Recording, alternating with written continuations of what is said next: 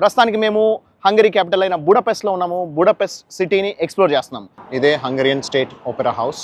Opera House లోపలికి వచ్చాము. ఇక్కడ ఆర్కిటెక్చరల్ అండ్ స్కల్ప్చర్ వర్క్ చూడండి, ఎంత బ్యూటిఫుల్గా ఉందో, అమేజింగ్ ఉంది. ఈ ఓపెరా హౌస్లో కనీసం 1000 మంది ఒకటేసారి పర్ఫార్మెన్స్ అనేది చూడొచ్చంట. సో అంత పెద్ద థియేటర్ అనమాట. ఇప్పుడే ఇక్కడ ఒక కొత్తగా పెళ్ళైన జంట వాళ్ళు ఇక్కడ ఫోటో షూట్స్ తీసుకుంటున్నారు. ఇక్కడ ఒక మంచి ఫౌంటైన్ ఒకటి ఇచ్చారు, సర్క్యులర్ ఫౌంటైన్ అనేది. ఈ ఫౌంటైన్ యొక్క స్పెషాలిటీ ఏంటి అని అంటే, మనం ఇక్కడికి వచ్చి ఇక్కడ నిల్చుంటే చాలు ఆగిపోతుంది. సో మనకి దారిస్తుంది అనమాట. డాన్యూబ్ రివర్ ఫ్రంట్ దగ్గరికి అయితే వచ్చేసాము. ఆ రివర్ దగ్గరికి వెళ్ళడానికి కూడా వీళ్ళు దారి వేసుకున్నారు. సూపర్గా ఉంది. అప్పటి నుంచి ఎదురు చూస్తున్న హంగరీ పార్లమెంట్ బిల్డింగ్ దగ్గరకు వచ్చేసాము. సో పక్కన డాన్యూబ్ రివర్, ఇక్కడ రివర్ ఫ్రంట్లో ఈ హంగరియన్ పార్లమెంట్ బిల్డింగ్.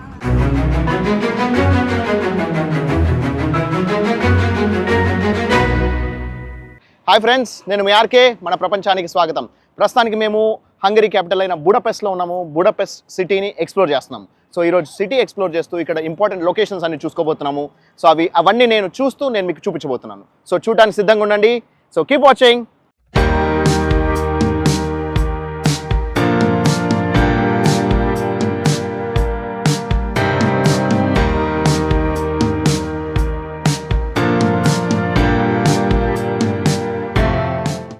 ఇదే హంగరియన్ స్టేట్ ఓపెరా హౌస్. మనం చూసే మొట్టమొదటి లొకేషన్ ఇదే. మనం ఉంటున్న లొకేషన్ నుంచి జస్ట్ 1/2 కిలోమీటర్ డిస్టెన్స్లో మాత్రమే ఉంది. ఇక్కడ వీళ్ళ నేషనల్ ఫ్లాగ్ కూడా, హంగరియన్ నేషనల్ ఫ్లాగ్ కూడా ఎగురుతుంది. Very similar to Indian national flag. మనది కాకపోతే సాఫ్రాన్ కలర్ ఉంటే ఇక్కడ రెడ్ కలర్ ఉంది పైన, మధ్యలో వైట్ అండ్ కింద గ్రీన్ అనేది flag colours exactly the same. ఆ తర్వాత మధ్యలో మన దగ్గర అశోక చక్రం అనే ఎంబ్లెమ్ ఒక్కటి మాత్రం దీంట్లో లేదనమాట. అది వదిలేస్తే మిగతా అంతా same to same. Opera House లోపలికి వచ్చాము.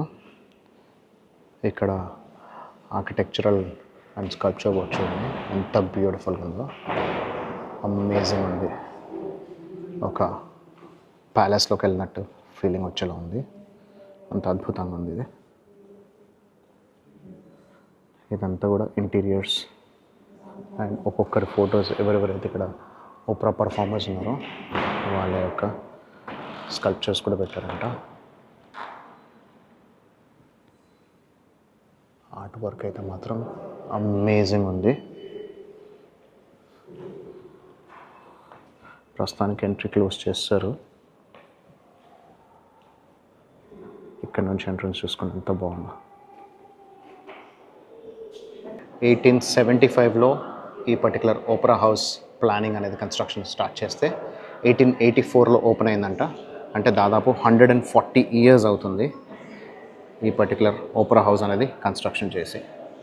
దీని ఆర్కిటెక్చర్, డిజైనింగ్, లోపల ఇంటీరియర్స్ చూస్తే మాత్రం అత్యద్భుతంగా ఉన్నాయి.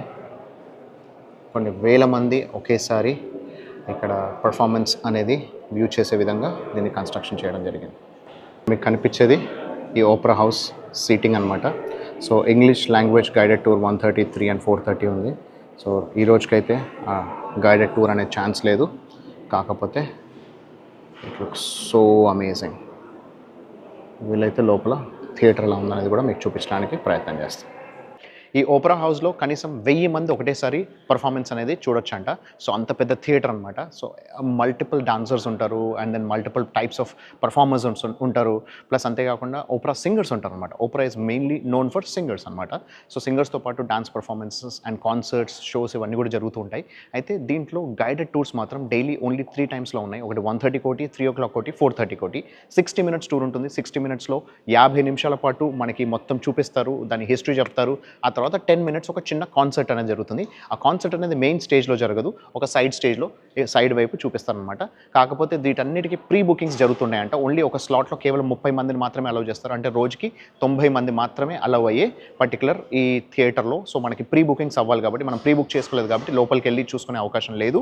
ఇక్కడ నుంచి మనం బయటికి వెళ్ళి ఇంకా వేరే ఏదైనా మంచి లొకేషన్స్ చూసుకుందాం.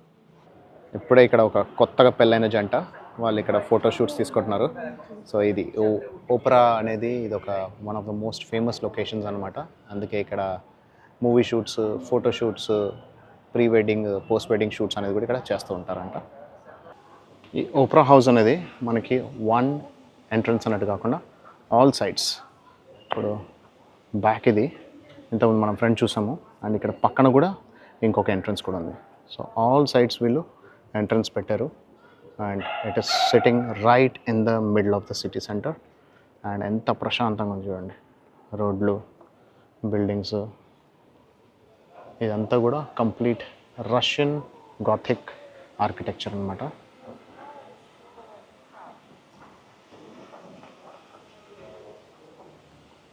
అద్భుతంగా కనిపిస్తున్నాయి కదా బిల్డింగ్స్ అన్నీ కూడా మినిమం 140-150 ఇయర్స్ ఓల్డ్ కట్టాలి. ఫ్రెండ్స్, ఇప్పుడే ఓపెరా హౌస్ నుంచి బయటకు వచ్చేసాను. ఇదే ఓపెరా బిల్డింగ్. సో చూస్తున్నారు కదా, ఈ బిల్డింగ్ కట్టి దాదాపు 140 ఇయర్స్ అవుతుంది. సో ఇదంతా సిటీ ప్లానింగ్ కమిషన్ అంతా కూడా నేను చూపించాక నేను బిల్డింగ్. సో 1870లో అది దాదాపు 150 ఇయర్స్ బ్యాక్ జరిగింది. మనం ఆ బిల్డింగ్లోనే ఉండి మనం అక్కడే స్టే చేసాము. So that is one of the best beautiful experiences. And then ఇక్కడ కూడా చూసుకోండి, మొత్తం నీట్గా క్లీన్గా ఉన్నాయి రోడ్స్ అన్నీ. అంతేకాకుండా ఇక్కడ నుంచి now we're heading towards basilica. ఇక్కడ ఒక సూపర్ బసిలికా ఒకటి ఉంది. ఆ బసిలికా దాని వెనకాల ఒక రివర్ ఫ్రంట్, డాన్యూబ్ రివర్. ఆ డాన్యూబ్ రివర్ తర్వాత we're heading towards the parliament. So parliament భవన్ కూడా సూపర్గా ఉంటుంది, చాలా బాగా కట్టారు. సో ఇవన్నీ రోడ్స్ అన్నీ ఎంత నీట్గా అండ్ క్లీన్గా ఉన్నాయి కదా. సో వీటి మెయింటెనెన్స్ అనమాట. Europe is all about maintenance. So ఎవడైనా కూడా మంచి కట్టగలడు, కానీ దాన్ని నీట్గా మెయింటైన్ చేయకపోయినా, సివిక్ సెన్స్ లేకపోయినా వేస్ట్. సో బ్యూటిఫుల్ మెయింటెనెన్స్ ఉంది కాబట్టి సూపర్గా ఉన్నాయి. మనం ఇక్కడ నుంచి బసిలికాకి వెళ్ళే దారి చూసుకుందాం. ఈ ఓపెరా హౌస్ అయితే ఆల్ 4 sides ఒక ప్యాలెస్ కట్టినట్టు కట్టేశారు. ఎక్కడ ఎటువైపు కూడా తగ్గేదే లేదన్నట్టున్నాయి. ఆర్కిటెక్చర్ కానీ, డిజైన్ కానీ, స్ట్రక్చర్ కానీ అద్భుతంగా కట్టారు.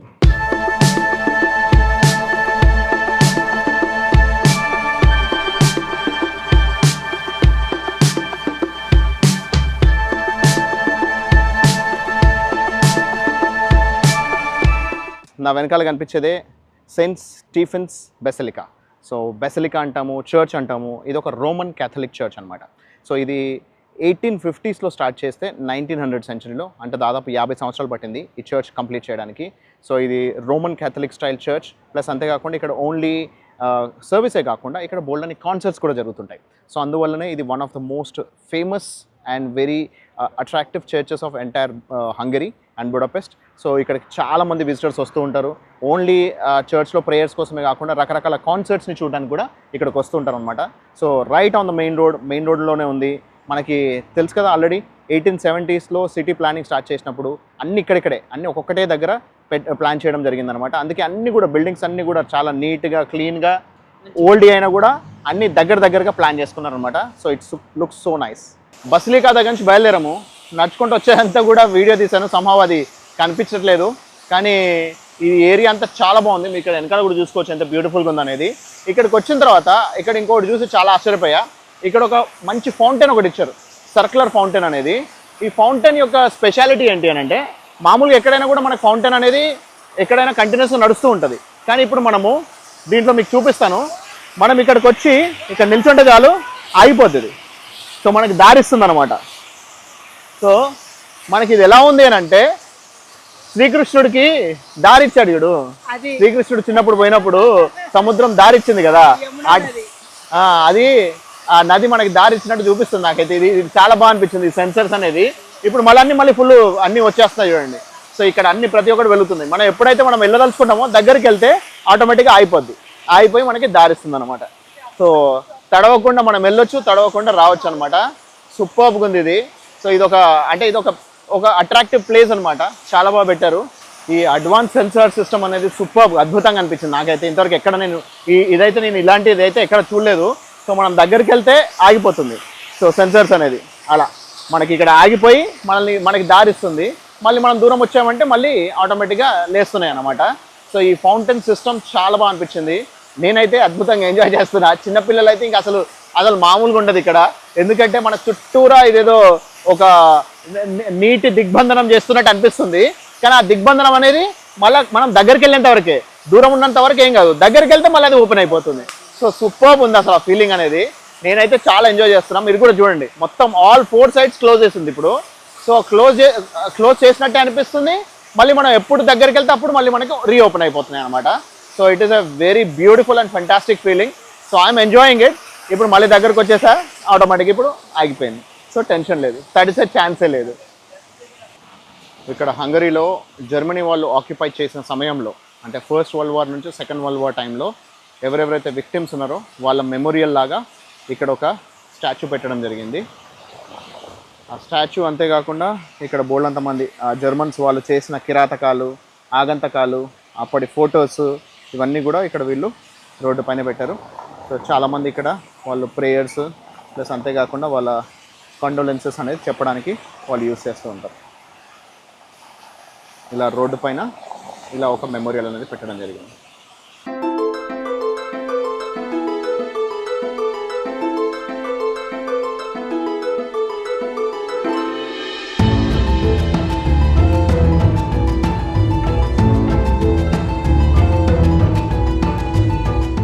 ఇంకా మా చిన్నమ్మ వాళ్ళు రేపు అయితే ఇండియాకి వెళ్ళిపోతున్నారు, కానీ ఈరోజు ఫైనల్ ఈ బుడాపెస్ట్లో ఎలా ఉంచినమ్మా? సూపర్ కదా. అసలు ఏ రోడ్ వెళ్ళినా సరే ఇక్కడ చూడండి, ఒక్కొక్క బిల్డింగ్ ఒక్కొక్క కలర్లో ఉంది. ఇది రెడ్ కలరు, అక్కడ orange colour, yellow colour, cream colour, white colour, brown colour, లేని కలర్స్ అంటూ లేవు. బిల్డింగ్స్ అన్ని పాత బిల్డింగ్సే, అన్ని 140-150 ఇయర్స్ ఓల్డ్ బిల్డింగ్స్. సూపర్బ్గా కట్టారు, సూపర్బ్గా మెయింటైన్ చేస్తున్నారు. సో ఇది అల్టిమేట్ ఉంది అసలు కంట్రీ అయితే. సో 84వ దేశం నాది ఇది. సో మా చిన్నమ్మ వాళ్ళకైతే ఈ ట్రిప్లో 9వ దేశం, ఓవరాల్గా 19వ దేశం ఈ సంవత్సరం. సో మొత్తం అంతా యూరోప్లోనే తిరిగారు. ఒక చైనాకి వెళ్ళింది, అంటే 20 దేశాలు మా చిన్నమ్మ వాళ్ళు తిరగడము. సో కానీ అన్నిట్లోకెల్లా ఇది బెస్ట్ కంట్రీ అనిపించింది. సో అన్ని బై వాక్ వెళ్ళిపోవచ్చు, ఎక్కడ చూసినా నీట్గా ఉన్నాయి, క్లీన్గా ఉన్నాయి. మేము హంగరీ అంటే, మా డ్రైవర్ అయితే హంగరీ అంటే హంగరీ కంట్రీ అని, బుడాపెస్ట్ అంటే బుడ్డా పేస్ట్ అని చెప్పేసి అని, అన్ని వేస్ట్ అని చెప్పేసి అన్నాడు. కానీ అన్ని రివర్స్ అయినాయి. హంగరీ సూపర్గా ఉంది. హంగరీ కంట్రీనే కాదు, ఇక్కడ బోల్డ్ అంతా రైస్ ప్రొడక్షన్ ఉంది, వీట్ ప్రొడక్షన్ ఉంది, షుగర్ కేన్ ప్రొడక్షన్ ఉంది.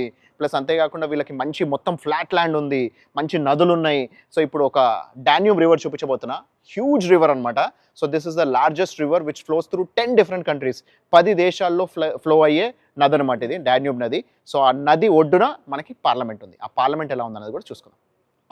ఇక్కడ 4 రోడ్ జంక్షన్లో right in the middle of the road నిల్చున్నా. సో మీరు ఇక్కడ ఒక్కొక్క బిల్డింగ్, ఒక్కొక్క బ్లాక్ ఏది చూసుకున్నా సూపర్బ్గా అల్టిమేట్ ఉన్నాయి చూడండి. ఏ ఒక్కటి దాంట్లో కూడా ఏదో ఇది మామూలుగా ఉంది అన్నట్టు లేదు, అన్నీ అల్టిమేట్ ఉన్నాయి. So this is like complete 4-వే జంక్షన్లో right in the middle of the road నిల్చొని మీకు ఈ వీడియో తీస్తున్నా. సో ఇక్కడ నుంచి మనము డాన్యూబ్ రివర్ వైపు వెళ్తున్నాము. ఆ రివర్ ఫ్రంట్లోనే మనకి ఇక్కడ పార్లమెంట్ భవన్ అనేది ఉంది. సో పార్లమెంట్ భవన్ ఎలా ఉందనేది కూడా మీకు చూపిస్తాను. అసలు సూపర్బ్ లొకేషన్ ఇదైతే. డాన్యూబ్ రివర్ ఫ్రంట్ దగ్గరికి అయితే వచ్చేసాము. ఇక్కడ ఈ రివర్ ఫ్రంట్ దగ్గర అన్ని బిల్డింగ్స్ అన్నీ ఎలా కనిపిస్తున్నాయి చూడండి. ప్లస్ అంతేకాకుండా ఆ రివర్ దగ్గరికి వెళ్ళడానికి కూడా వీళ్ళు దారి వేసుకున్నారు, సూపర్బ్గా ఉంది. అండ్ పక్కనే ఒక ట్రామ్ లైన్ కూడా కనిపిస్తుంది. అస్సలు మన బాంబేలో మరీన్ డ్రైవ్ చూసినట్టు అనిపిస్తుంది నాకు, కానీ దానికంటే చాలా అద్భుతంగా ఉన్నాయి. ఇక్కడే పక్కనే రైల్వే లైన్ కూడా చూడండి, ట్రామ్ లైన్ అండ్ బిల్డింగ్స్, పక్కన రోడ్డు, ఇంకోవైపు నది. యూరోప్లోనే అతిపెద్ద నది అయిన Danube river flowing through 10 different countries and eventually black సీలోకి వెళ్ళి కలిసిపోతుంది.